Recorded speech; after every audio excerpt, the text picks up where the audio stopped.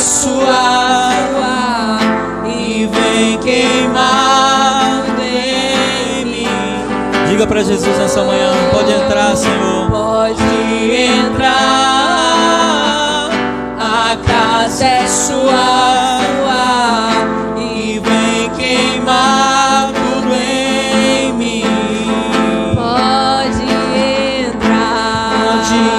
entrar, a casa é sua e vem queimar tudo em mim.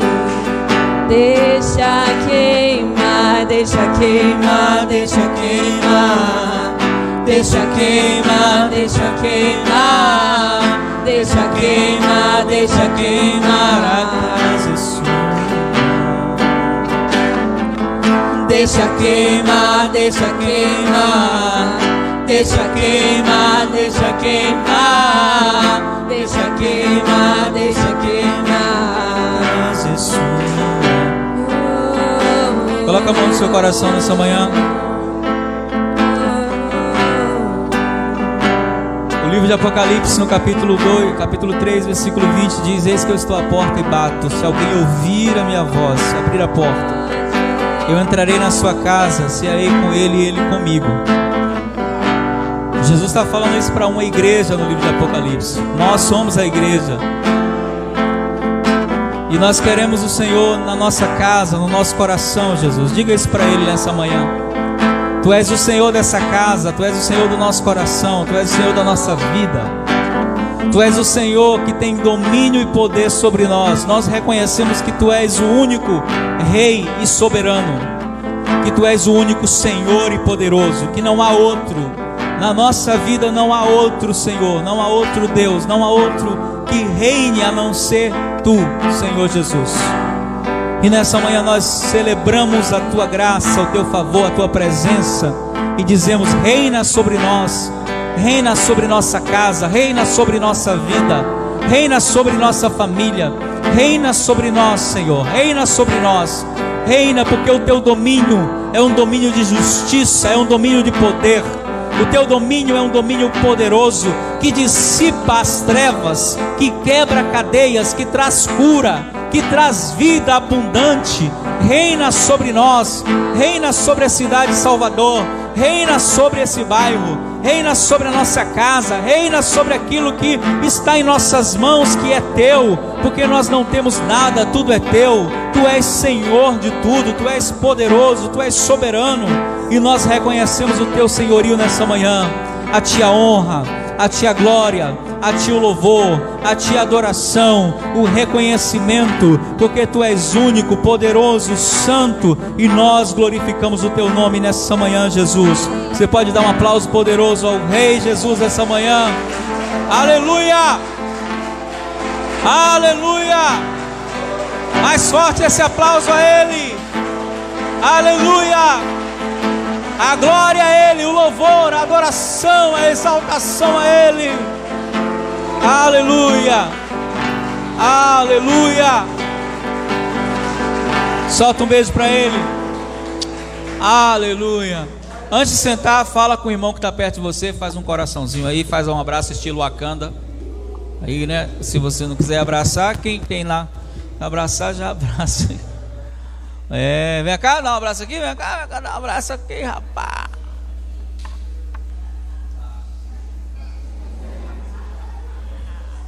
Olha, seu irmão não veio não, ficou com vergonha. Meu velhinho veio hoje. Muitos bens pra você, essa data querida, muitas felicidades, muitos anos. Não veio semana passada, veio hoje. Feliz aniversário. Te amo, viu? Quem ama a irmã Flora aí? Quem ama a irmã Flora? Eita, feliz aniversário. Deus abençoe. Ontem foi aniversário também do meu príncipe, do homem da minha vida. Vocês sabiam que eu tenho um homem na minha vida? Pois é, tem um homem na minha vida. Cadê ele? Cadê ele, o homem da minha vida? O cara perguntou para mim esse dia: você tem mulher? Eu falei 5. Ele falou: 5? Eu falei: é. E cada uma mais bonita que a outra. Ele disse: misericórdia, pastor. Eu disse: misericórdia nada, graças a Deus. Aí ele disse, ficou assim: pastor com 5 mulheres? Eu falei: quer que eu fale o nome delas? Aí eu falei: uma é Dona Rosa, aí tem depois Daniele, aí tem depois Damares. Ah, suas filhas? Eu falei: você pensou que era o quê, hein? Mente pervertida. Cadê meu príncipe, o bonitão? Príncipe do Egito, da África do Sul, cadê? Cadê Davi? Quem mais fez aniversário essa semana? Teve mais gente que fez aniversário essa semana? Teve. Cadê ele? Opa, isso. Opa, isso. DNA do pai todo. Agora sim, todo mascarado, o povo lá da internet não vai ver não. Tira a máscara aí. O povo vê que realmente eu não estou mentindo. Parece com a mãe? Acho que não, acho que parece com o pai. Fez 18 anos, gente. Esses dias eu tava pegando no colo. Como é que pode um negócio desse? Vai pro exército agora. Quer não.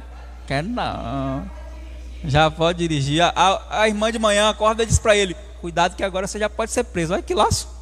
Tá repreendido em nome de Jesus. Amém. Vamos orar pro Davi? Senhor, nós queremos abençoar. Cadê irmão Floro? Irmão Floro, a gente vem pra cá também, porque vem pra cá. Foi semana passada, mas semana passada ele ficou em casa, que teve um monte de homenagem. Teve um monte de homenagem lá, Aí veio hoje. Vamos orar aqui. Senhor, nós queremos abençoar a vida do irmão Floro, a vida de Davi. Queremos te agradecer por eles. Temos aprendido, Pai, que pessoas são presentes do Senhor. Os maiores presentes que o Senhor nos dá são em forma de pessoas. Que o Senhor continue abençoando, dando multiplicação nos seus dias e trazendo sobre eles mais graça e mais favor. Abençoamos a vida deles em nome de Jesus. Amém.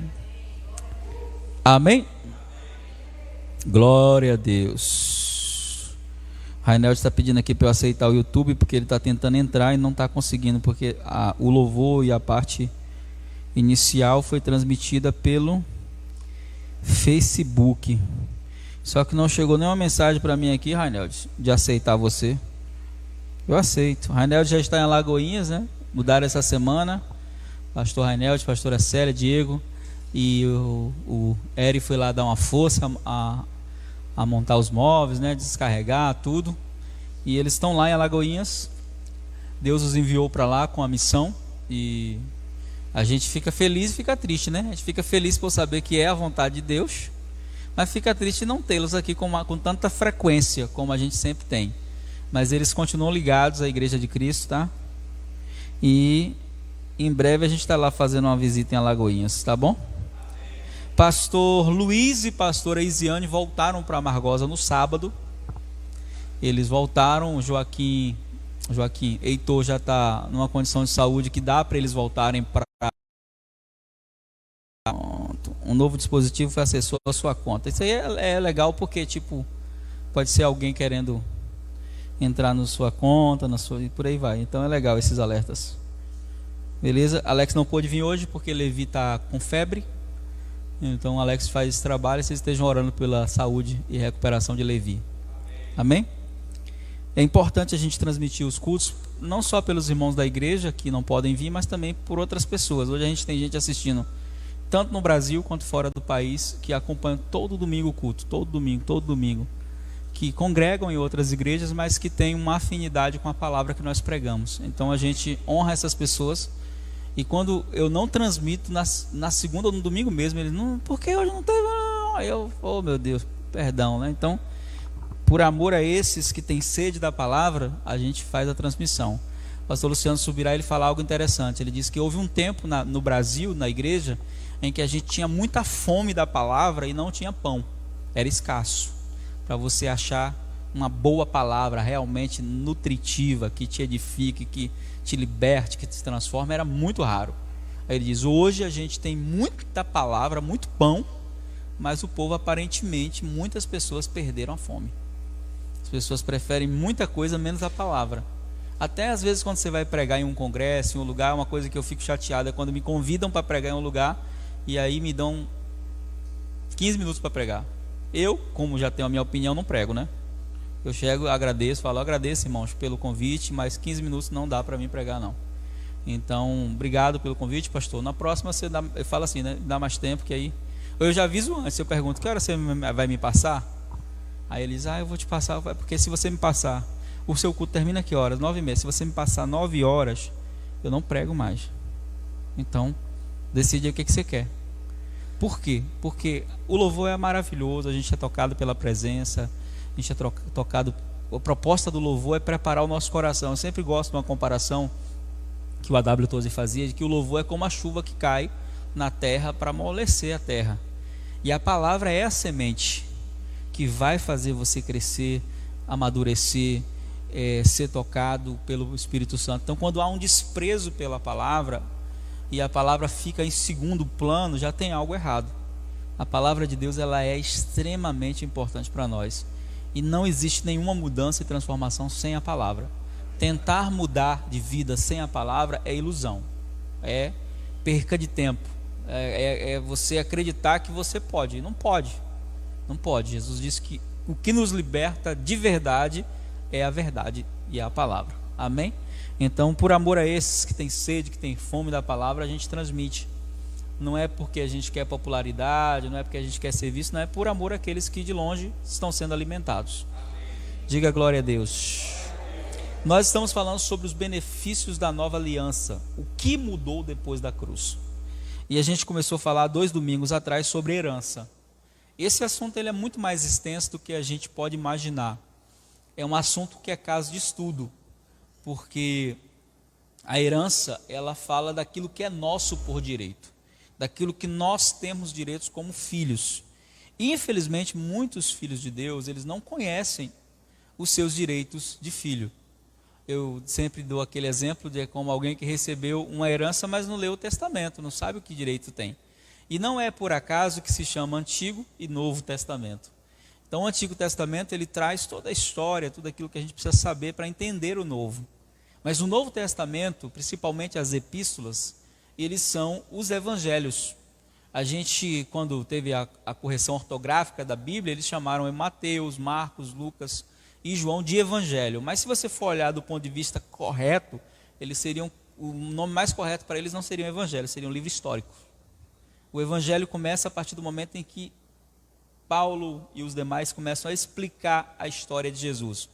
Porque os evangelhos, Mateus, Marcos, Lucas e João, eles contam a vida de Jesus aqui na terra, mas eles não anunciam de fato o que nós recebemos em troca do sacrifício de Jesus. Por isso Paulo chama Romanos de evangelho. Paulo fala, Romanos é o meu evangelho. Ele diz, o dia em que Deus irá julgar o segredo do coração dos homens segundo o meu evangelho. Romanos é o evangelho mais completo de todos, porque ele fala da situação da queda do homem, ele fala do propósito eterno de Deus, ele fala da remissão, ele fala de que por um homem entrou o pecado, mas por outro entrou. Ele traz a revelação completa. E nesse quesito de herança, Romanos é um dos evangelhos mais poderosos, a gente chama de epístola, porque está escrito assim, né? E às vezes a gente com medo de ser irreverente ou de estar quebrando o protocolo, a gente não quer falar evangelho, mas é um evangelho. Tanto Romanos, quanto Éfeso, quanto Gálatas são evangelhos, porque trazem boas novas. A palavra evangelho, no grego, é boas novas, boas notícias. O que mudou depois da cruz? E eu sempre que penso dessa maneira, o que mudou depois da cruz, eu lembro dos 2 discípulos lá do caminho de Emaús, que todos vocês conhecem a história no Evangelho de Lucas. Eles estão caminhando, tristes porque Jesus havia morrido. Jesus entra lá no caminho de Emaús, começa a conversar com eles e pergunta para ele, por que vocês estão tristes? E aí eles falam algo que é bem interessante. Eles dizem assim, você é a única pessoa por aqui que não sabe as últimas notícias? E aí Jesus pergunta assim, e quais são as últimas notícias? Ele diz, a respeito de Jesus, o Nazareno, que era poderoso nas mãos de Deus, e que nós pensávamos, olha só, nós pensávamos que era ele a esperança de Israel. Esse texto é muito interessante, porque para eles, as últimas notícias eram de fracasso. Então, sempre que você for visitado por alguma situação ou circunstância, que pareça o fim, ou que pareça uma derrota, ou que pareça um fracasso, ou que pareça que tudo está perdido, lembre-se, essa não é a última notícia. Não é.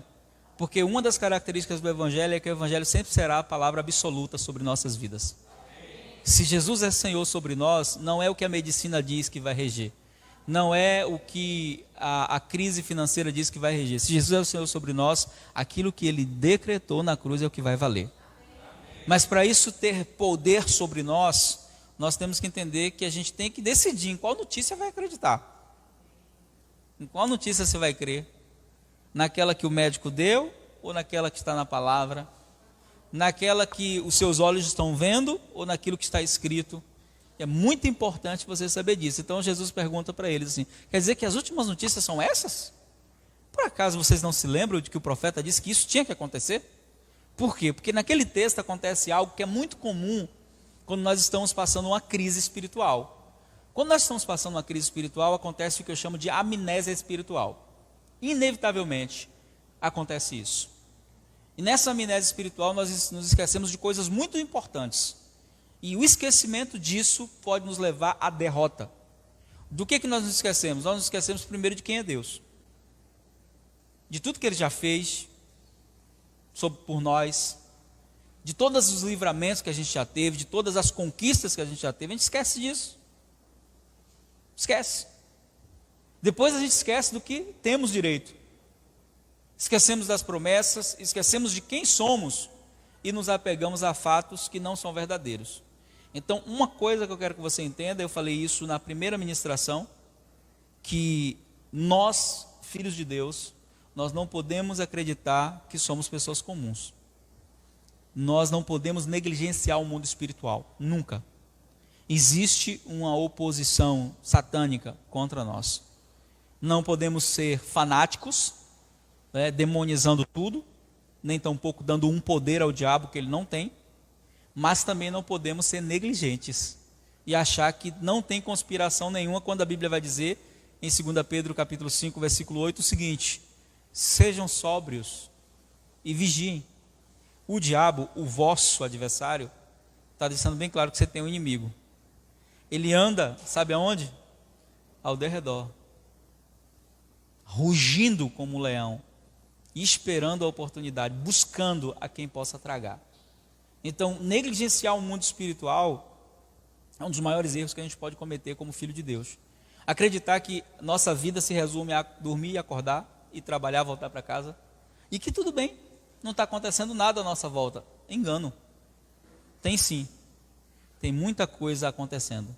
E do ponto de vista espiritual, mais ainda. Por isso que todas as vezes que acontecer alguma coisa na sua vida, você precisa perguntar: qual é a fonte dessa situação? Será que é algo natural apenas? Por que esse homem está implicando comigo? Por que esse vizinho está implicando comigo? Por que essa pessoa está implicando comigo? Será que é apenas uma coisa natural? Ou será que é espiritual? Por via das dúvidas, já use os recursos que eu vou falar nessa manhã, que são sua herança. Amém? Abra sua Bíblia em Romanos, capítulo 8. Vamos ler esse capítulo a partir do versículo de número 16. Romanos 8, 16.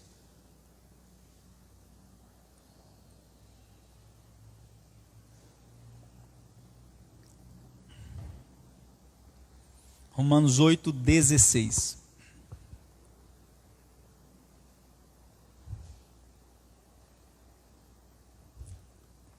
Quem encontrou, diga achei. Quem não encontrou, diga misericórdia. Me espera aí um pouquinho, né?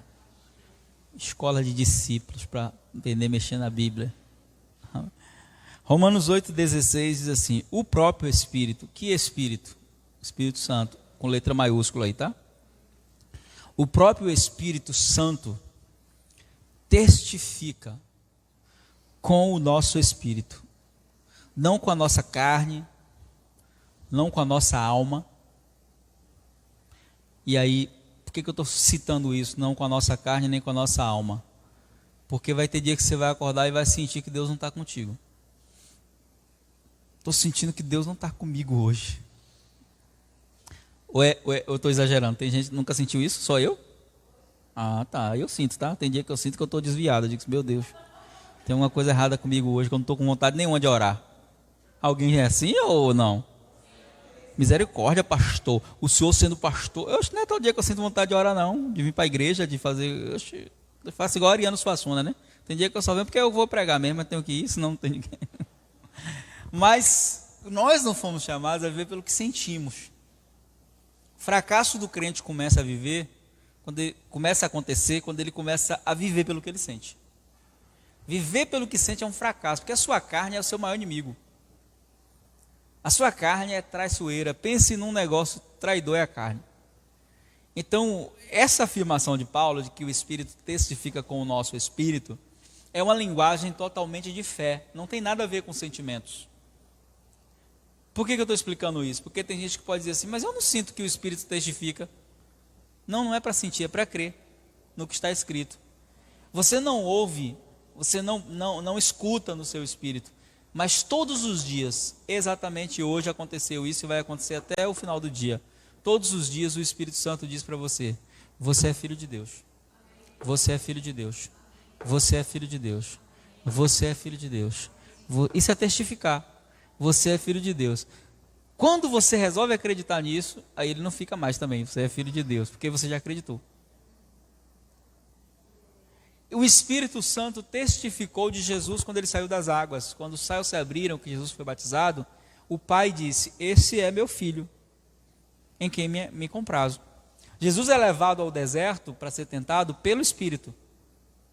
E sabe qual é a primeira tentação que acontece? Primeira tentação. O diabo diz, se tu és filho. Olha só. Ele não diz se tu és profeta, se tu és pastor, se tu és crente, se tu és filho de Deus. Transforma essa pedra em pão. Por quê? Assim como o Espírito Santo diz todo dia, você é filho de Deus. Você é filho de Deus. Sabe o que o diabo faz? Ele diz, Deus não pode ter um filho igual a você. Você não pode ser filho de Deus. Você ainda faz tudo errado. Você ainda peca. Você ficou com raiva hoje. Você hoje fez isso. Não tem como você ser filho de Deus. Não tem como você ser filho de Deus, porque cadê sua fé? Como é que Deus vai ter um filho que não tem fé? E começa ali, ó. E às vezes ele faz isso diretamente, falando na sua mente. Às vezes ele usa uma boca. E diz para você, se você fosse filho de Deus, você não estaria passando por isso, não. Como é que você é filho de Deus e está passando por isso? Não é? Como é que você é filho de Deus e está vivendo isso? Agora a gente teve uma tragédia nessa semana muito triste. Foi a morte do querido João Isidório, filho do pastor Isidório. Aí as pessoas perguntam, cadê Deus nessa hora? Por que Deus não deu livramento? Um homem que vivia na obra, fazendo a obra, orando todo dia. Por que Deus não deu livramento? Então aqueles porquês que não vale a pena se dar atenção. Não vale a pena se dar atenção. Eu me lembro de um pastor que eu sigo, que ele é um homem que me alimenta muito com seus devocionais, que é um pastor americano, e ele perdeu um filho também. E esse filho que ele perdeu era uma pessoa extremamente santa, que tinha uma vida devocional profunda, e ele dizia, meu filho era mais ungido que eu, mais poderoso que eu, e eu tinha certeza que ele iria continuar o ministério que Deus me deu. E aí, aos 32 anos de idade, ele sofre um acidente de carro e morre. E ele disse que quando chega a notícia da morte do filho, ele disse que nesse momento, ele, sem querer, entrou, é como se você fosse empurrado assim para dentro de uma bolha de perguntas. Por que Deus não livrou? Por que isso? Por que aquilo? E aí ele disse que foram muitos dias difíceis, até que ele chegou a uma conclusão. E a conclusão dele foi, eu não vou me apegar ao que eu não tenho certeza. Eu vou me apegar àquilo que eu já sei que é certo. E eu sei que Deus é bom, independente do que aconteça. E eu sei que Deus é justo, independente do que aconteça. E eu sei que Ele é soberano, independente do que aconteça. Então eu não vou ficar focado no que eu não tenho certeza. Eu não tenho certeza do porquê isso aconteceu, do propósito pelo qual isso aconteceu. Então eu vou me firmar nas minhas certezas. E eu quero dar a Ti a glória, foi o Senhor que me deu, é do Senhor. O Senhor deu, o Senhor tomou.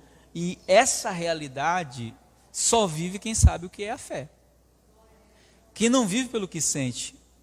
Então, quando a gente está nessa zona dos porquês, por que isso está acontecendo? Por que essa doença veio, né? Um filho de Deus que você vê falar, ó, fulano diagnosticou com câncer. Aí a gente vê, às vezes, aqueles evangelhos triunfalistas, sabe? Que se o crente está doente é porque ele está em pecado. Se o crente passou por uma catástrofe é porque tem alguma coisa errada na vida dele. Não. Coisas ruins também acontecem a pessoas boas. Coisas ruins também acontecem a pessoas fiéis. Essa mentalidade catastrófica, ela não existe no Evangelho de Jesus. Até porque todos os discípulos, com exceção de João, claro, morreram de maneira muito catastrófica. Foram queimados, crucificados de cabeça para baixo, jogados em caldeirão de óleo quente. Não foram mortes agradáveis. E a gente tem aquela coisa de querer fantasiar a morte, né?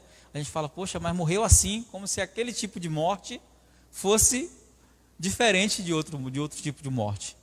E a gente vê, né, que assim como morre o ímpio, morre também aquele que é filho de Deus. A questão não está na maneira de morrer ou na morte, mas para onde vai depois disso? Para onde é que foi? Porque o compromisso já começou assim, Manuel. Nem falar direito já está gritando no culto. Esse irmão vai ser pentecostal, tem uma cara daquele negão americano de aquelas igrejas de aleluia, oh, glória. Está quase assim já. Então, o Espírito testifica com o nosso espírito que somos filhos. Não tem a ver com sentimento, amém? Mas todos os dias você vai ser conduzido a situações onde a sua natureza de filho será afirmada pelo Espírito e o inimigo tentará colocar isso em dúvida. O Espírito testifica com o nosso espírito que somos filhos de Deus. Aí ele diz, e se somos filhos? Aí parece meio que contraditório, né? Paulo afirma acima somos, agora ele diz e se? Mas por que ele coloca aqui esse e se somos filhos? Porque tem muitas pessoas que mesmo sendo filhos de Deus, não vivem como filhos de Deus. Mesmo sendo filhos de Deus, eles carregam no coração deles um sentimento de orfandade. Eu falei semana passada que o maior desafio de Deus não foi tirar o povo do Egito. Tirar o povo do Egito foi fácil. Aí porque deu 10 pragas? Porque Deus queria destronar os príncipes do Egito. Cada praga destrona um dos deuses do Egito. Não foi porque Deus, até porque o coração de Faraó estava na mão de quem? E o texto de Romanos 11 é bem claro. Quem endurecia e amolecia o coração de Faraó era quem? Era Deus. Senão na primeira praga o povo tinha saído. Deus não tirou o povo na primeira praga porque não quis. É porque cada praga confronta um dos deuses do Egito. Eram 10 deuses. E cai um a cada praga. E a praga vinha e aquele Deus não podia resolver. E Deus ia lá e resolvia, mostrando que ele é o Senhor. Mas não foi difícil para Deus tirar o povo do Egito. Sabe o que foi difícil? Tirar o Egito de dentro do povo. Tirar a natureza de escravo de dentro do povo. A gente vê isso de forma clara, depois deles testemunharem tantos milagres. Eu não sei se é porque porque quando a gente não viveu a situação, a gente que está de fora, né? A gente tem uma opinião muito assim, se eu estivesse lá, igual quem não joga bola e assiste futebol, né? Como é que perde um gol desse? Até eu fazia. Não sabe nem chutar na bola direito e diz que fazia. Então, quando a gente não viveu a situação, a gente não sabe como seria o comportamento. Então, às vezes, eu leio a Bíblia e digo assim, se eu tivesse visto só o mar se abrir, não precisa ser muita coisa, não. Meu irmão, você passar assim, porque quando a gente lê a Bíblia, a gente tem a ideia assim, ó, que o mar abriu e eles passaram. Foi assim, ó. O mar aqui abriu, deu um passo, passou.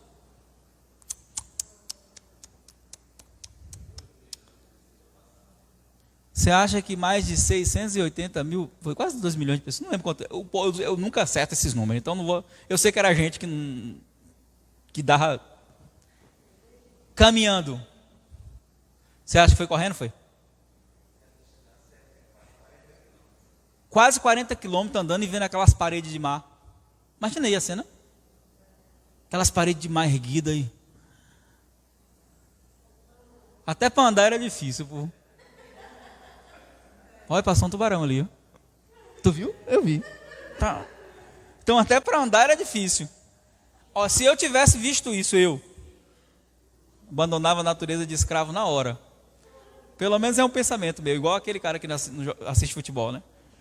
Só que a gente pensa que eles abandonaram a natureza de escravo. A gente pensa. Mas quando Moisés resolve mandar os espias, os 12 espias, ele escolhe um espia de cada tribo, ele diz, vai ver a terra. Eles vão, em Números 14, e eles olham a terra. Gente, a terra é extraordinária. Um cacho de uva Era 2 homens para trazer. Ei, lá em casa, hein? Era o dia todo comendo uva. Então, cacho de uva, 2 homens. As palmeiras, as tâmaras. A terra é extraordinária. A terra é maravilhosa. Só que de repente, quando eles estão lá espiando, quando ele olha, gigante na terra. Eu nunca vi o gigante. Às vezes, quando eu olho assim para os homens altos, né? Eu falo assim, eu imagino como era o gigante, né? A gente passa assim perto de uns homens. Esse dia eu passei no shopping, tinha um cara que passou assim, eu fiquei olhando para ele assim. Eu disse, nossa. Lembrei do pastor Josivaldo. O pastor Josivaldo estava andando nas ruas de Jaguaquara, um garoto falou, ei, vem cá. O pastor Josivaldo foi, como é que está a temperatura aí em cima? Logo com meu amigo, gente, logo com meu amigo que não mata uma mosca. Ele olhou assim e fez. Tá. Então, imagina os gigantes. Aí vai os 12, volta. Povo ansioso pelo relatório. Só que acontece, notícia ruim chega primeiro que notícia boa, né? É sempre assim, né? Os 10 já abrem a boca e falam, eita, a terra... E eles são assim, olha só a lógica deles. A terra realmente é tudo que Deus disse. Porém, tem gigante lá. E se a gente for para lá, sabe o que vai acontecer com a gente? Nós vamos ser como o pão nos dentes dele. Vamos comer a gente assim, a esmagar a gente. Não tem como vencer aquilo não. É grande demais. E o povo, quando começa a ouvir, o alvoroço começa. O povo endoida. O povo, foi o que deu hoje aí, foi? É o quê? Que se passa, irmão? Gravada a live? Vai pro YouTube, gente. Tá no YouTube também. Mas o povo nem vai ouvir, né? Se travou.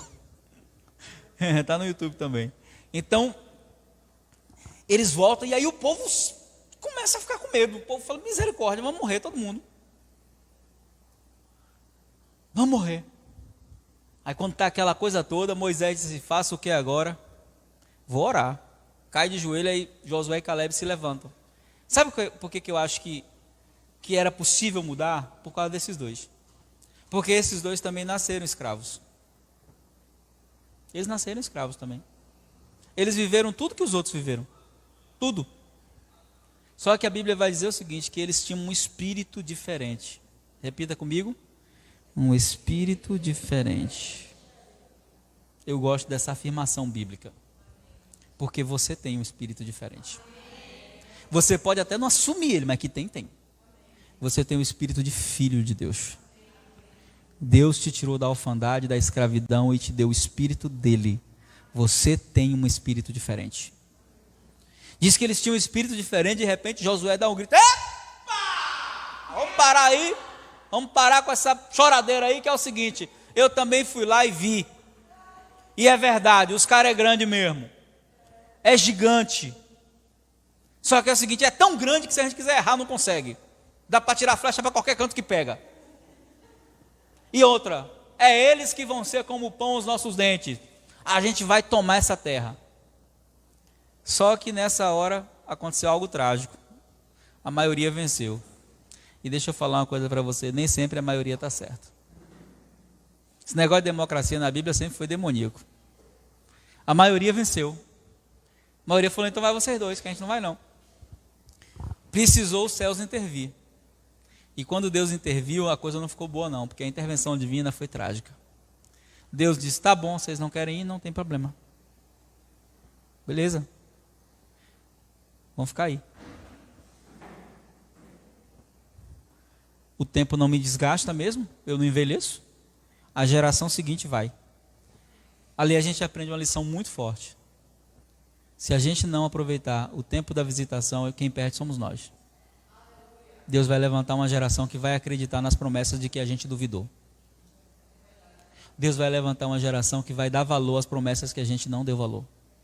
E sabe quem vai perder? A gente. Deus disse, também não vai ficar 40 anos aí no deserto.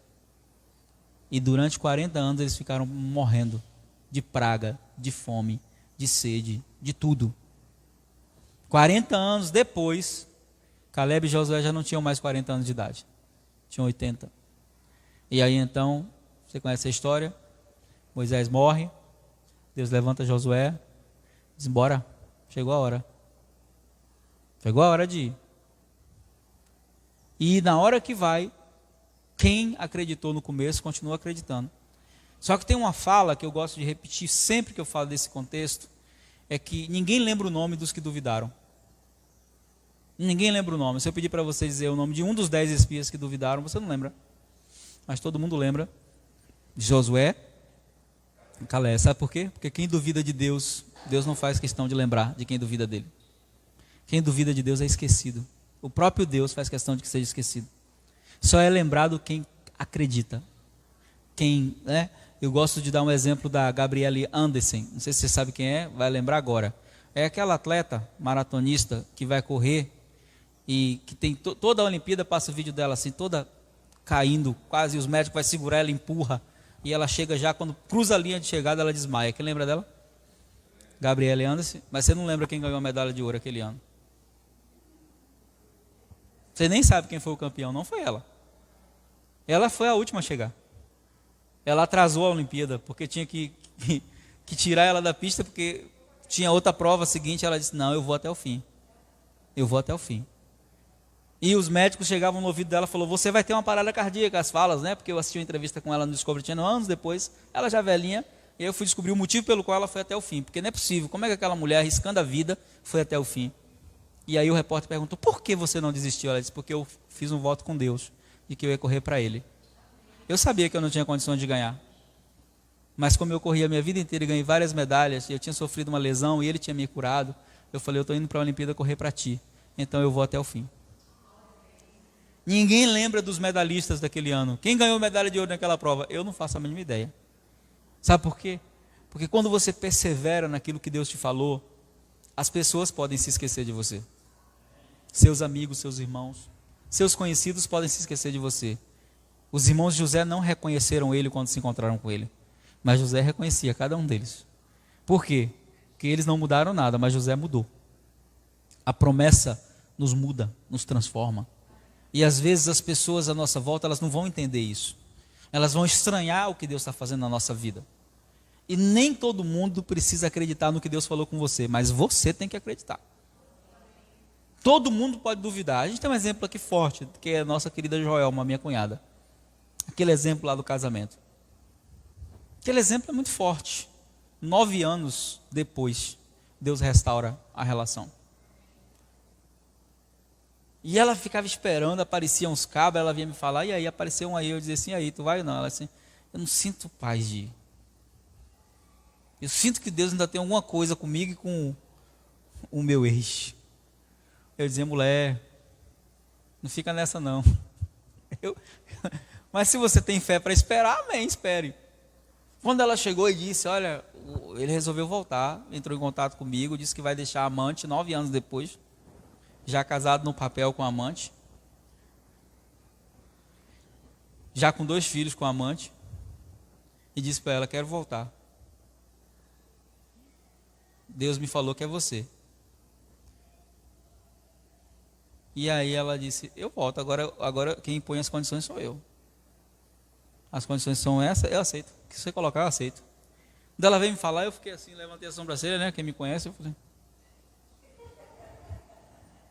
falei, tem certeza, velho? Ela disse, tenho, é de Deus. Eu disse, amém, né? Se tu crê, vai na tua fé que Deus é contigo, né? E ela falou, e outra coisa, quem vai fazer o casamento é você, viu? De novo. Foi a única vez que eu casei a mesma pessoa 2 vezes. Casei a mesma pessoa com o mesmo marido 2 vezes. Nunca vi aquilo, né? E aí eu falei assim, tem certeza que Deus vai fazer? Tenho. Ninguém acreditava, sério mesmo, nem eu, gente, vou ser sincero para vocês, eu não acreditava que o negócio ia virar, não. A família não acreditava, ninguém acreditava. Mas é que ninguém acreditava, assim, mais ou menos Rose, que dizia, não, vamos dar, todo mundo merece uma segunda chance, né? Eu falei, tá bom. E graças a Deus, irmãos, vocês precisam ver, né? A gente esteve com eles um tempo, nas férias do ano passado, é outra realidade. Quando Deus muda, muda mesmo. Quando Deus faz bem feito mesmo. É outra realidade, nem parece que aconteceu o que aconteceu. Então, assim, vai chegar momentos na nossa vida em que mesmo tendo promessas de Deus, como filhos de Deus, nós vamos ser testados. Nós vamos ser testados pelo tempo, porque Deus não vai nos dar só porque é direito nosso, porque quando nós somos filhos e ainda somos meninos, Gálatas capítulo 4, versículo 1 diz que durante o tempo que o herdeiro é menino, ele em nada é diferente dos servos. Então tem coisas na tua vida que não aconteceu ainda, não é porque Deus não quer, é porque você não está pronto. Então Deus precisa preparar você. E para Deus preparar, o tempo é necessário. Quando a gente lê a história de Abraão, 22 anos, a gente pensa, será que Deus não poderia dar um filho em 22 anos? Poderia. Quem não estava pronto para receber o filho, sabe quem era? Abraão. Por quê? Abraão era um negociador, um mentiroso, negociou até a mulher. Pensa que o cabra prestava? Então, como é que nasce um menino? Ia vender o menino. Como é que nasce um menino dentro de um contexto desse? Não pode. Então Deus tinha que tratar com Abraão, até que ele se tornou, né? Era inconstante, levantava um altar, quando a fome chegava ia para o Egito. Não ficava no altar, não confiava na provisão de Deus. Então Deus teve que tratar o caráter de Abraão, Deus teve que trabalhar no caráter dele, para que ele se tornasse um homem tão valente, que ele fosse lutar por qualquer coisa que ele achasse justo, e aí ele se torna esse homem.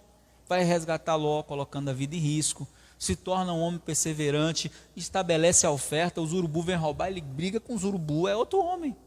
E aí Deus então dá o filho. Então, tem processos que são necessários na nossa vida, que a gente não vai entender enquanto eles estiverem acontecendo, mas eles são necessários. Para quê? Para que quando a gente receba o que Deus nos deu por direito, a gente valorize. Valorize. Porque tudo aquilo que não tem um preço, não tem um custo, não tem valor. Por isso a gente vê tanta pessoa que ganha na Mega Sena e fica pobre de novo. Ou ganha um dinheiro muito alto e fica pobre. Então nós precisamos entender isso, que nós somos filhos, por isso que ele fala, e se somos filhos, não é que ele está na dúvida, é que tem muita gente que é filho, mas ainda vive como escravo, né, Gabriel?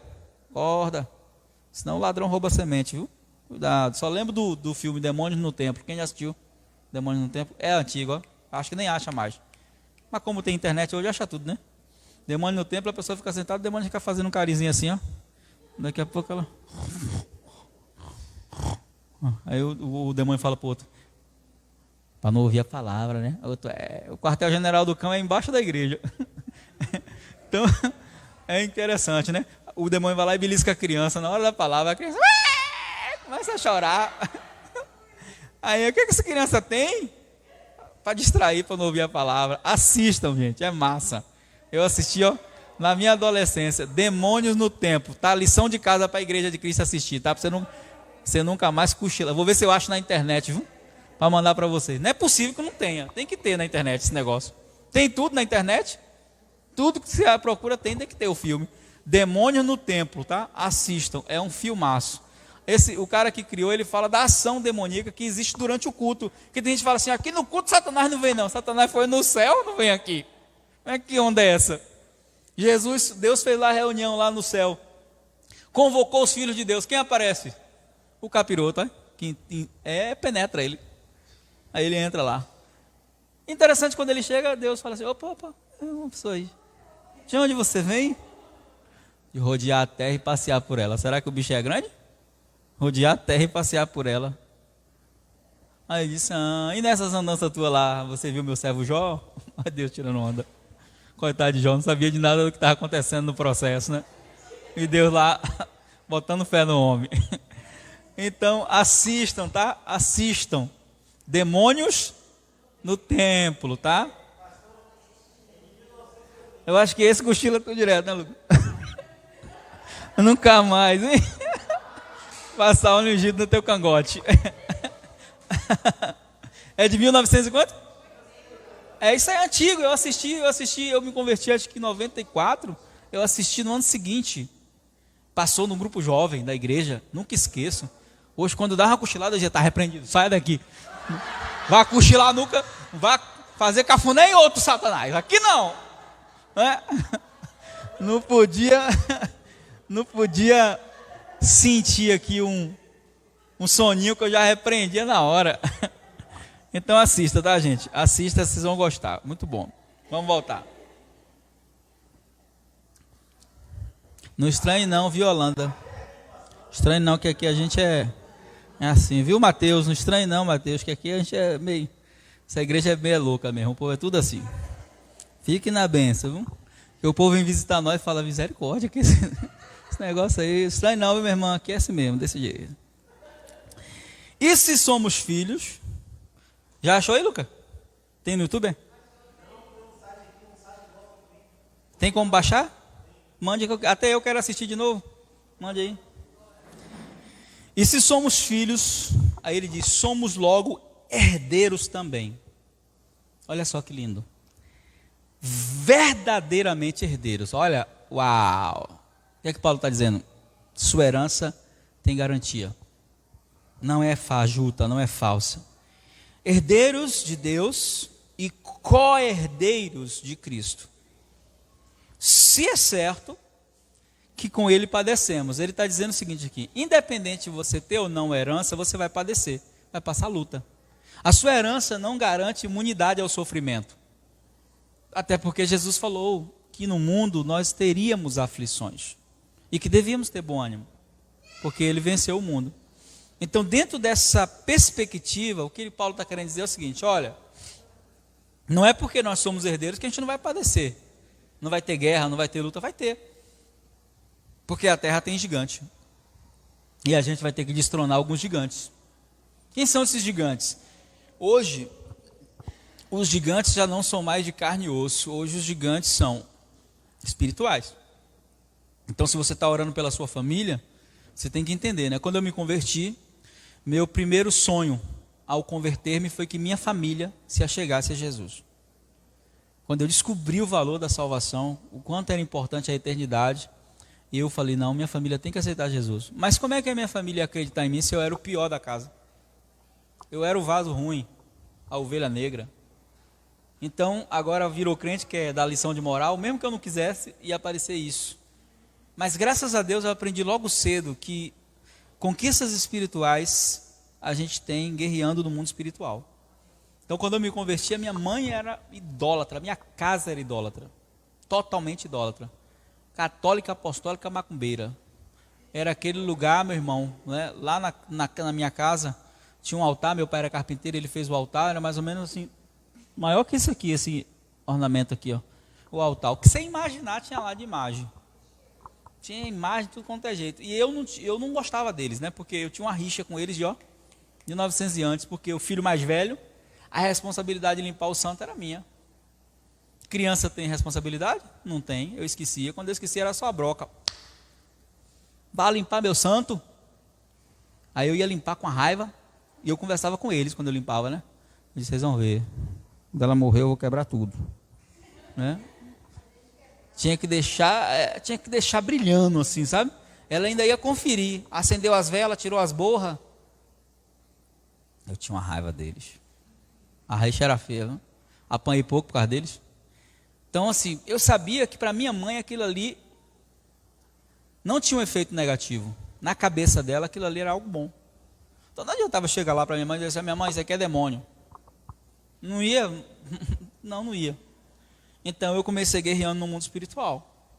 Orando, jejuando. Quando eu ia lá para casa, levantava à noite, ia de ponta de pé no quarto, ver se ela estava dormindo, ia lá e repreendia mesmo. Aí metia óleo ungido, né? Passava óleo ungido neles tudo. Queima, Jesus, queima toda a influência das trevas. Aí às vezes ela acordava de manhã e dizia, oxe, meu santo está brilhando hoje, hein? E eu só, tudo queimado aí, tudo queimado. Então, quando Deus começou a fazer o milagre, era isso que eu estou falando aqui, irmãos. A promessa de salvação existia, mas a terra tinha gigante. E os gigantes estavam lá naquela família há anos de idolatria. Quando eu fui pesquisar, fazer o meu genograma espiritual, descobri sobre a minha genealogia, eu descobri que nunca houve um crente na minha família. Nem da parte materna, nem paterna, e Deus escolheu o pior da casa, que era eu. O pior da casa Deus escolheu. Pior.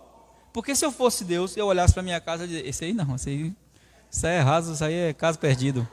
Só que Deus gosta de escolher o pior justamente por isso. Porque o pior, né, às vezes, né, meu pai dizia assim, meu pai falava comigo, às vezes assim, sentava do meu lado e dizia assim, soltava um palavrão, né, aquele palavrão que é comum na Bahia, pô, tu é crente mesmo, hein? Ele falava para mim, tu virou crente mesmo, né? Até hoje eu não acredito, meu pai falava. Então, quando eu percebi que tinha uma necessidade de guerra na minha casa, que eu precisava guerrear por aquilo ali, foi quando eu comecei a ter experiências com Deus, com o mundo espiritual. Eu fui descobrir que não adiantava brigar com minha mãe, não adiantava bater boca com ela, não adiantava dizer para ela que aquilo ali era uma coisa demoníaca, não adiantava, porque eu tinha que respeitar a fé dela. E se fosse hoje na nossa geração da intolerância religiosa, piorou. Naquela época não, a gente dizia demônio mesmo, pronto. Mas eu não falava, eu dizia, minha mãe, eu usava às vezes argumentos inteligentes com ela, eu dizia assim, a senhora acende vela para eles falam com a senhora, não. Pois é, tem um Deus aí que fala, que um comedor de farinha como tu vai ouvir Deus. Comedor de farinha vai ouvir Deus? Eu falei, pois é, ele fala. Ele fala. E aí então, fui orando, guerreando, e Deus criou circunstâncias, e essas circunstâncias que foram criadas por Deus não foram agradáveis, tá? Porque Deus não faz milagre em tempo de bonança, Deus faz milagre em tempo de crise. O milagre é a intervenção divina naquilo que você não pode fazer. Aquilo que você pode fazer não é milagre. Deus faz milagre naquilo que você não pode fazer. Então, se você tem alguma situação que está fora do teu alcance, acredite, Deus pode fazer um milagre. No meu natural, pastor, não tem como. Então, precisa de quê? De milagre.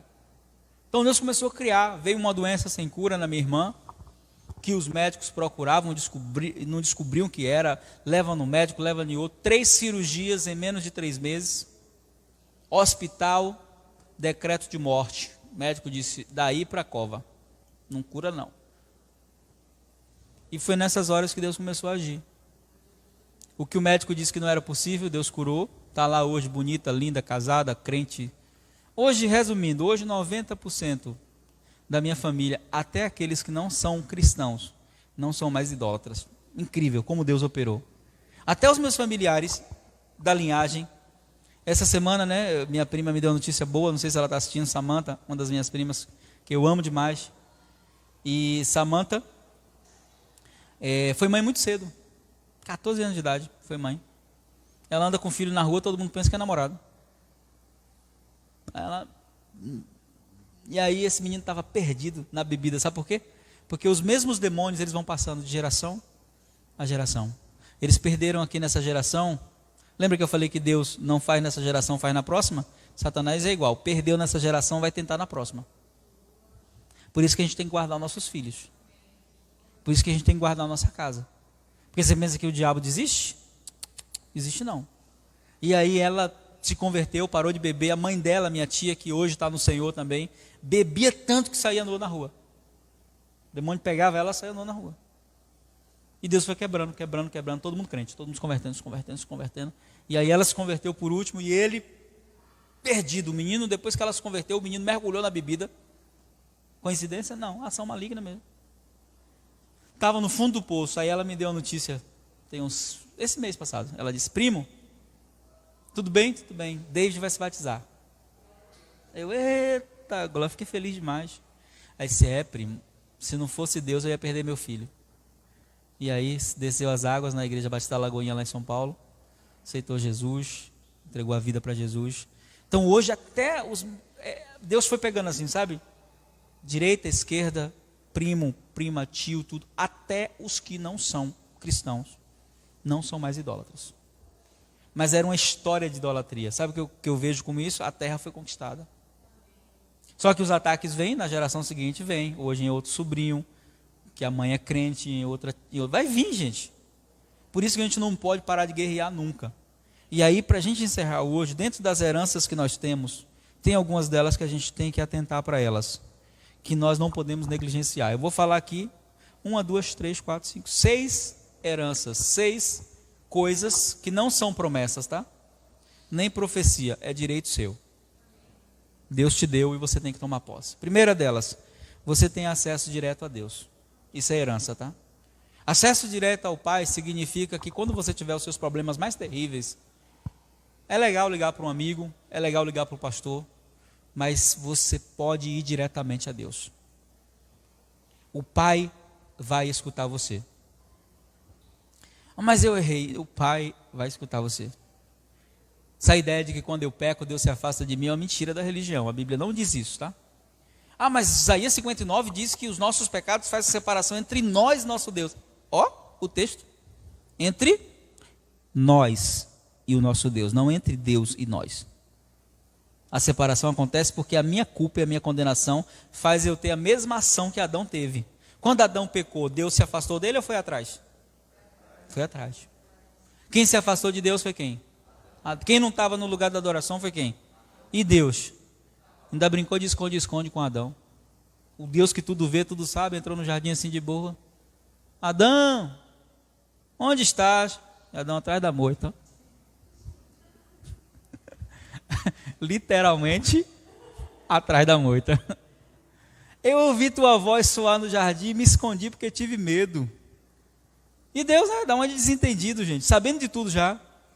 Olha, eu já chorei muito lendo esse texto, sabia? Porque ali você vê um amor incompreensível. Soberano, sabe de tudo, conhece tudo, sabia que Adão tinha pecado. Mas não chega com um cajado na mão dizendo, cadê você? Vem cá. Adão? Não, ele chega totalmente pacífico. Você sabia que a remissão poderia acontecer ali naquele momento, né? Não aconteceu porque eles não assumiram o erro. Deus não tem problema com nossos erros. Ele sabe que nós somos humanos. O problema é quando a gente quer colocar a culpa em alguém, justificar. Não, irmão, errou, pecou. Pecou. Ó, Senhor, eu pequei. Esse dia aconteceu um negócio lá em casa que eu pequei, né? Sim, pecado grave, né? Gravíssimo. Você pega, pastor? Peco, pecado gravíssimo. Não vou nem contar aqui que está filmando, não pode escandalizar. E aí quando eu subi, que eu percebi que eu tinha pecado, um pecado gravíssimo, né? Eu disse assim, meu Deus, não acredito que eu fiz isso. Aí já confessei logo, né, para alguém que estava perto, falei, rapaz, cometi um pecado agora ali. Aí, Rosa, eu não acredito que você fez isso. Eu falei, pois é. Entrei na carne total. Quase eu brigo. Faltou isso, ó. É que o cara que não é crente foi mais crente que eu. Senão eu tinha brigado. Aí fui pro quarto. Pai, me perdoa. Errei. Me arrependi, pedi perdão e voltei de boa. Mas tem gente que não consegue fazer isso. Deus perdoa ele não se perdoa. Ele fala, mas eu não podia ter feito isso, mas já fez e feliz. Deixa orgulhoso, quer ser melhor que Deus, é? Se Deus já perdoou, está com esse orgulho todo para quê? Mas aí o que eu fiz? Fiquei mais vigilante. Depois disso, falei, ó, vai que acontece aí outra situação parecida. A mesma semana, aconteceu, na mesma semana. Eu falei, maligno, tá pensando que eu vou cair de novo? Aonde? Como diz na Bahia, aonde que eu vou de novo cair no laço? Aí agi totalmente na paz, né? Pacífico. Eu disse, calma, você está nervoso porque, olha, que diferença. Lembrei, a gente tem que aprender com nossos erros, irmãos. Falei, calma, irmão, fique calmo, vamos conversar. Fique calmo, vamos conversar. Tá mais calmo? Tá, então, o que aconteceu? E aí, foi outra conduta. Mas assim, quando nós pecamos, o inimigo vai botar na sua cabeça, Deus não está nem aí. Se você orar, Deus não vai nem ouvir, viu? Nem ora que Deus não vai ouvir. Mentira, irmão. Mentira. Quem tem filho aqui sabe que os filhos são terríveis, né? Para obedecer às vezes. Você fala para o filho assim, não corre não. Que se, manhã dizia assim, ó, se correr, caindo apanha. Mas até manhã que era jogo duro, quando a gente corria que caía, não apanhava logo, apanhava depois, mas na hora assim, a dor, né? Quando a gente, peraí, bem chega ali, bem tá com a cara marcada, né? É novidade, né? Bem com a cara marcada é novidade, né? Não tem cara marcada não. Joaquim, gente, Joaquim não sei não, viu? Joaquim, pense num garoto que dá trabalho para os anjos. Eu acho que os anjos já foi lá em Jeová umas 5 vezes e falou, troca a continência ou bota outra guarda aí, porque ninguém aguenta Joaquim não. Em menos de uma semana foi 3 quedas. Quebrou clavícula, quebrou dente, entortou dente, quebrou cabeça. Não para não. Tem um filme que eu assisti que a criança gostava de fazer arte. Aí perguntava assim, é de morrer? Não, então faz. A criança se jogava. Joaquim assim. Joaquim assim. E aí não tem jeito não dá para segurar não. Tem que botar uma coleirinha igual cachorro, porque senão, se deixar solto, quando volta tá machucado. O dente tá torto assim, ó. O dente tá assim, ó. Quase para frente o dente. Não está mais com o normal, não, está assim. Clavícula quebrada. E a clavícula quebrada, aí ele tirava a tipóia, e aí ia aprontar com o braço, dizia, ai, e continuava, ai. Eu dizia, como é que vai sarar como? Eu disse com a mãe, amarra, mete uma atadura aí, amarra, esse negócio isola. Então assim, tem gente que é igual com Deus, sabia? Que dá trabalho para Deus nesse nível. Assim, tem gente que tá... Então, mas o pai, ele vê ali, filho, não corre, se correr vai apanhar. O filho correu, caiu, sangrou. O que é que o pai faz? Quando o pai vê sangue, o pai faz o quê?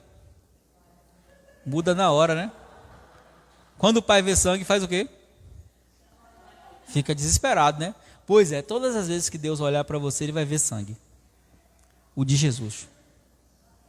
E o sangue de Jesus, para Ele, vale mais do que qualquer coisa. Então, nós temos acesso a Deus. Essa é uma herança nossa, amém? Pecou, reconhece teu pecado, vai para Deus, pede perdão. Procura não errar novamente, porque o aprendizado, né, quando Jesus perdoa aquela mulher que é levada para ser apedrejada, Ele diz para ela, vá e não peques mais. Não é que ela nunca mais ia cometer nenhum pecado. É Jesus está dizendo, esse tipo de pecado que você fez, que te trouxe até aqui, não repete mais ele não. Vigia. Essa é a minha herança. A segunda herança, Deus me concede autoridade espiritual. A minha, a você, amém?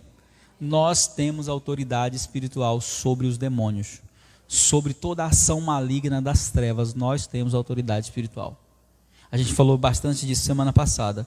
Terceira herança, nós fomos livres da maldição. Sua casa está livre da maldição, sua família está livre da maldição, sua vida está livre da maldição. O que é maldição? Tudo aquilo que não presta. Enfermidade, escassez, miséria é maldição. Quarta herança, nós temos garantia de vida abundante. Jesus disse isso.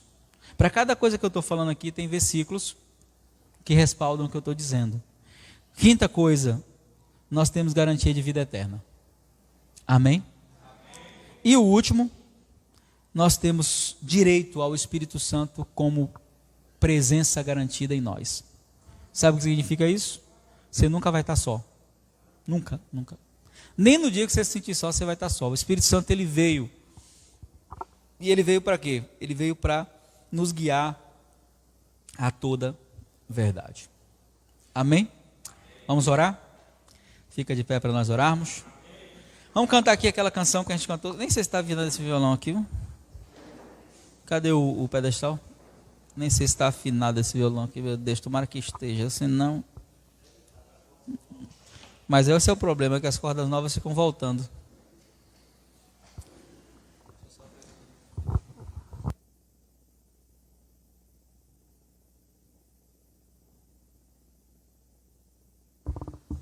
Coloca a mão no seu coração. Queria que você começasse a agradecer a Deus por tudo que Ele fez em você.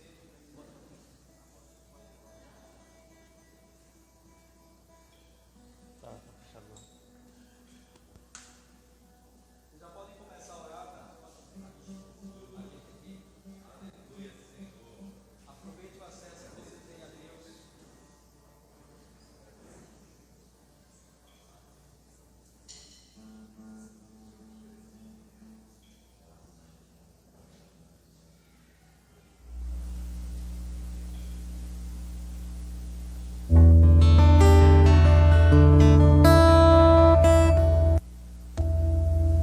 Ei, coloca a mão no coração nessa manhã.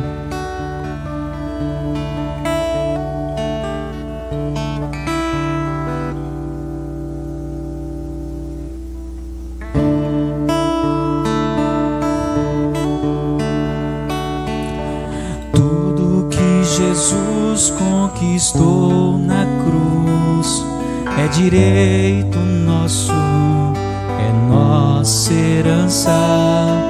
Todas as bênçãos de Deus para nós tomamos posse, é nossa herança.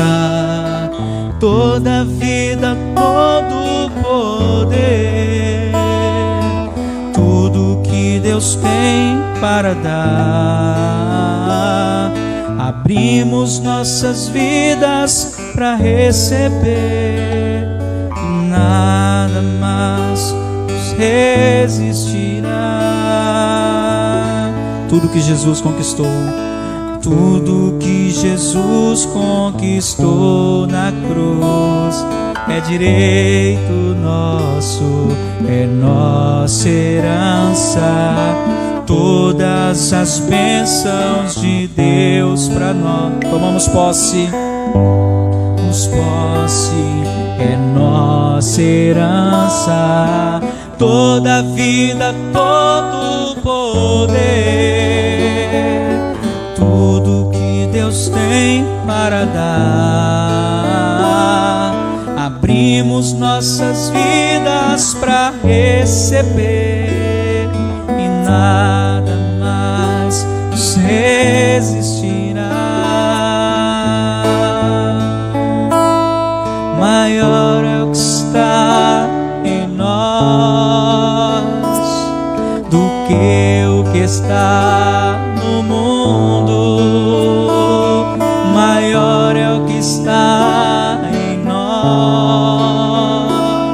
do que o que está no mundo. Bem maior é o que está em nós do que o que está no mundo.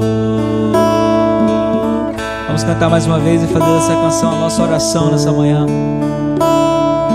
Tudo que Jesus conquistou, tudo que Jesus conquistou na cruz é direito nosso, é nossa herança.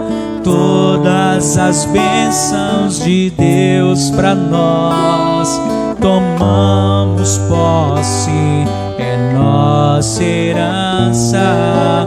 Toda vida, todo poder, tudo que Deus tem para dar.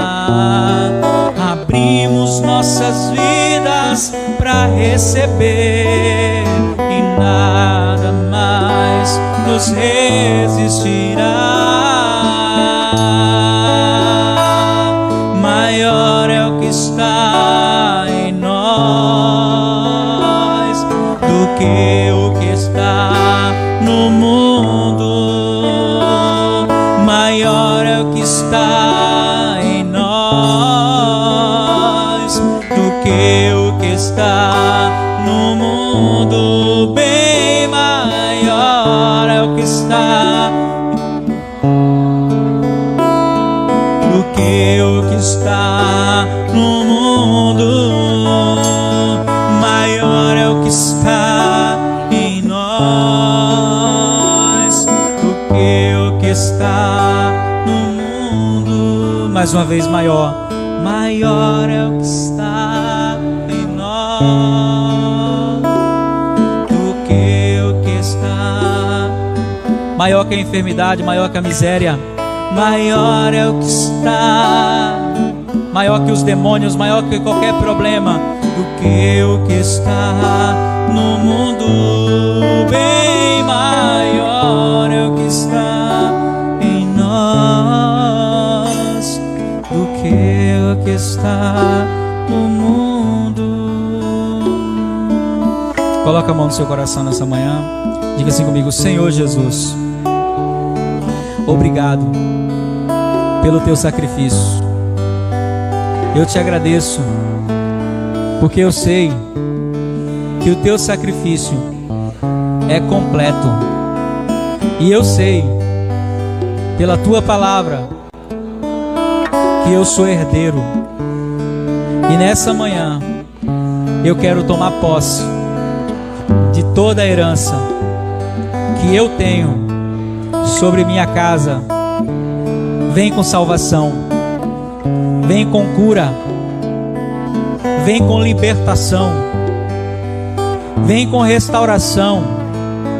Eu quero nessa manhã usar a autoridade que o Senhor me deu e declarar que todo gigante, toda a força das trevas, toda resistência caia agora, em nome de Jesus.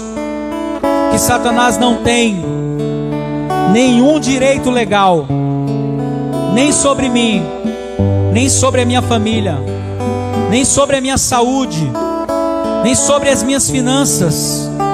Sobre tudo que é meu está o sangue de Jesus.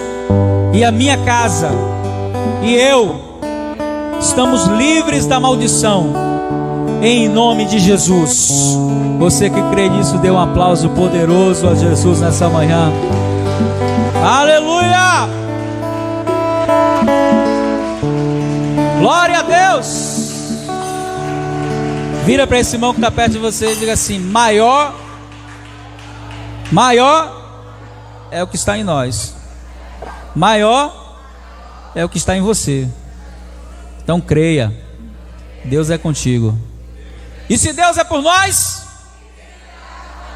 ninguém, quem se levantar vai cair, porque Ele nos sustenta, Ele é poderoso. Amém? Diga glória a Deus. Nós vamos semear nesse momento, vamos ofertar. Nós temos aprendido que os princípios espirituais, oferta, dízimos, primícias, são princípios que devem ser feitos com gratidão. Esses dias a gente tem enfrentado alguns desafios financeiros. Eu queria pedir a você que é um semeador, que você fizesse uma semente diferenciada para nos ajudar. A gente não costuma fazer campanha de estabelecer valores aqui e ali, mas a gente tem enfrentado algumas dificuldades financeiras. Se você puder fazer uma oferta além daquilo que você faz, geralmente a gente, quando vai ofertar, pega aquela nota lá da carteira, então vou botar aqui, mas ore ao Espírito Santo, e aquilo que Ele colocar no seu coração, faça uma oferta para que nós possamos cumprir com todos os nossos compromissos. Amém? E você que é dizimista, ofertante dessa casa, mantenha a sua fidelidade. A fidelidade não é para manter ou sustentar pastor, é para honrar a Deus. Se o nosso sustento não vier através de vocês, fique tranquilo que Deus vai levantar um meio. A gente nunca ficou sem sustento, Deus sempre nos supriu. Mas eu quero que você seja fiel, porque a fidelidade é um reconhecimento da graça e da honra do Senhor. Amém? E agora?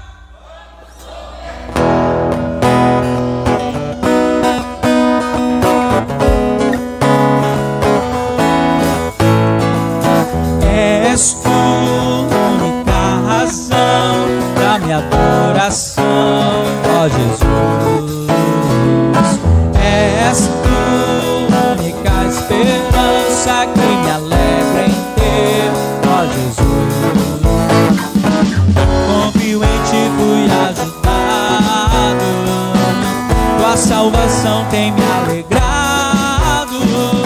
Hoje acordou em meu coração, com meu canto te louvarei.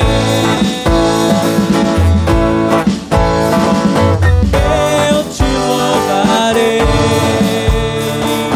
te glorificarei. Eu te louvarei, meu bom Jesus.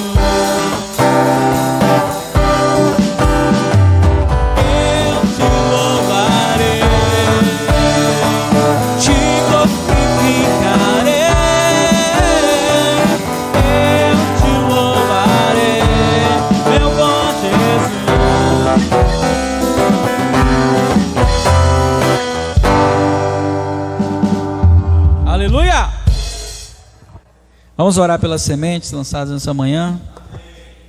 Pai, nós queremos te agradecer por cada oferta, cada semente feita nessa manhã, que o Senhor possa estar multiplicando a sementeira dos teus filhos, como a tua palavra diz, trazendo colheita abundante à vida deles, à família deles, e fazendo com que eles experimentem milagres sobrenaturais. Que a tua graça e o teu favor se manifestem cada dia mais na vida dos teus filhos, Pai, em nome de Jesus, amém. Pode sentar. Pegou o nome dos visitantes? Depois que Tita saiu da igreja, ninguém mais pega nada. Então pega aí enquanto eu falo outras coisas aqui, por favor. Que a gente dá bronca ao vivo também, viu, gente? Fica tranquilo, que é tudo normal aqui. Esse final de semana a gente vai estar fazendo um seminário aqui em Salvador, lá na igreja MISFAV, Ministério Internacional Fonte Água Viva, lá em São Cristóvão. A gente vai estar fazendo o seminário Sexualidade Restaurada por Deus. Esse seminário ele já tem abençoado muitas pessoas, e é um seminário que trata não somente do tema sexualidade, mas fala de várias realidades da nossa geração. Um deles é o fato da gente estar preparado, né? Tem uma palestra que fala sobre criação de filhos e sexualidade. É uma palestra bem interessante, onde a gente fala sobre como conversar com os nossos filhos sobre essa questão da ideologia de gênero, por exemplo, que é uma realidade que tem sido muito presente no nosso tempo, na nossa geração. Já foi aprovado na maioria dos estados o banheiro compartilhado, né? Onde tanto o menino quanto a menina pode entrar e fazer o serviço dele lá, um na frente do outro. Eu vi um vídeo essa semana na internet, não sei se vocês chegaram a ver, de que uma garota se pegou com um homossexual, né? Que ela estava no banheiro e ele entrou e se atracaram na pancada os dois. E ele, né? Claro, o homem sempre tem uma força maior que a mulher, não tem jeito. Então teve que um rapaz intervir e aí deu uns catiripapo nele, né? E aí ela gritava: você não é mulher, você não é mulher, você não pode fazer número 2, número 1 aqui, você não é mulher, você não é mulher. Então imagine, sua filha está lá no banheiro e de repente entra um caba lá, né? E essa questão é uma questão idiota demais, é muita burrice um negócio desse, é como se não houvesse uma opção, né? Já que querem estabelecer isso, cria um terceiro banheiro, e o terceiro banheiro é opcional, vai quem quer, tá? Vai quem quer. Agora deixa lá o masculino e feminino e deixa o terceiro lá, para quem vai, já que se considera um terceiro sexo, né? Então vai quem quer. Essa realidade ela precisa ser falada dentro das casas, dentro das famílias, porque a gente tem visto um assédio muito grande da mídia em torno da questão da sexualidade, tá, gente? Quem me conhece sabe, eu trabalhei com homossexuais durante mais de 15 anos, homossexuais lésbicas, alguns deles moraram na nossa casa, viveram, nós não temos nenhum conceito homofóbico, pelo contrário, nós somos pessoas que estamos dispostas, totalmente abertos a cuidar de pessoas com questões da área de homossexualidade. A gente viveu isso, então a gente tem uma história, a gente tem uma história de cuidado com homossexuais, mas a gente tem que ensinar os nossos discípulos, as pessoas da igreja, a criar os seus filhos nessa geração, como se comportar, o que pode fazer, né? Quais os cuidados que deve ter. Então uma das palestras que vai ter nesse seminário é sexualidade e criação de filhos, onde a gente vai falar sobre vários cuidados que você também tem que ter dentro de casa com seus filhos, para que você não deixe que a inocência deles seja roubada, porque o primeiro passo para o pecado entrar é quando a inocência é roubada. Então a gente fala um pouquinho sobre isso, cuidados que a gente tem que ter com imagens, com TV, com celular, com criança dormindo no quarto do casal, tudo isso. Porque às vezes a gente acha que é um padrão normal, não é normal, tá? A maioria das pessoas que eu cuidei tiveram problemas sexuais por dormirem junto com os pais. E só que isso a gente vai falar no seminário. Então a gente explica tudo isso, né? Como você deve conduzir a educação dos seus filhos. Mas vamos ter palestra também sobre como vencer a pornografia, que é um vício tão forte quanto qualquer outro, e até mais forte considerado hoje. Alguns estudos consideram a pornografia um vício mais forte que a cocaína, por exemplo, porque o efeito neurológico da cocaína, ele é neurológico e químico. Da pornografia é só neurológico e produz as sensações como se você estivesse misturando cocaína e heroína. Se misturar isso, morre, dá overdose na hora. Mas a pornografia produz os dois efeitos, adrenalina e relaxamento, e pode conduzir a um padrão de vício, né? É o poder das duas drogas com a duração do efeito do crack. Então é totalmente viciante, o cérebro fica viciado. E não se engane, tem muitas pessoas dentro da igreja viciadas que precisam ser tratadas. Então a gente vai estar falando sobre tudo isso, vários assuntos. Vai ser 3 dias, sexta-feira começa, sábado à tarde a gente vai ter um fórum de perguntas e respostas.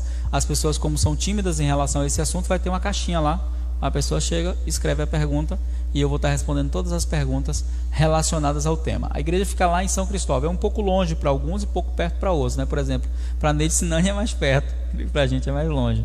Então quem quiser ir, pega o endereço comigo, que eu mando o endereço, tá? da localidade lá da igreja, na igreja do querido apóstolo Marcos Pimentel.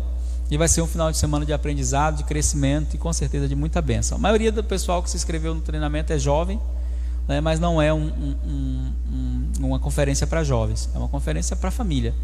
Esse é um tema da família, tá? Lá em casa a gente sempre tratou sexualidade na mesa, sempre na mesa. A gente não pode criar tabus, porque os tabus promovem curiosidade, e curiosidade promove uma busca e vai encontrar aquilo que não devia. Então é preciso ter mente aberta para conversar disso com os filhos, principalmente na nossa geração, que na escola já começa a falar bem cedo. Então se você não ensinar certo, a escola vai ensinar errado. Então tenha muito cuidado, tá bom? Vamos conhecer os nossos visitantes. Está nos visitando hoje Yolanda, minha querida Yolanda está ali, me acompanha no clube de leitura. Conheci através de Rosilene, uma pessoa maravilhosa, e junto com ela seu filho Mateus, que está ali. Querido Mateus, bem-vindo. E também está nos visitando Elisa. Seja bem-vinda, Elisa. Seja muito bem-vinda. Elisa me lembrou muito uma amiga minha, psicóloga lá de Ribeirão Preto, né? Eu olhei assim, pensei até que era ela que estava me visitando e senti um... Seja bem-vinda, Elisa, tá bom? Deus abençoe grandemente. Amém? Amanhã, feriado, né? Amanhã? Dia 15, feriado. Pode ligar aí. Deixa eu despedir do povo, né? Você nem despede, pastor. Bate a porta na nossa cara. Ou então, gente, ó, você que está em casa, que nos acompanhou até agora, que Deus abençoe você, sua semana. Não tem clube de leitura segunda-feira, mas terça tem. Terça estamos de volta no clube de leitura. Estamos estudando Eneagrama. Está sendo bom demais, né, Gideão Pimenta? Tem um colado lá, igual 2 de 10 lá. Então, benção. O pessoal lá, benção. Então, Deus abençoe. Até terça de manhã, o pessoal da internet. Pode ligar agora? Pode ligar.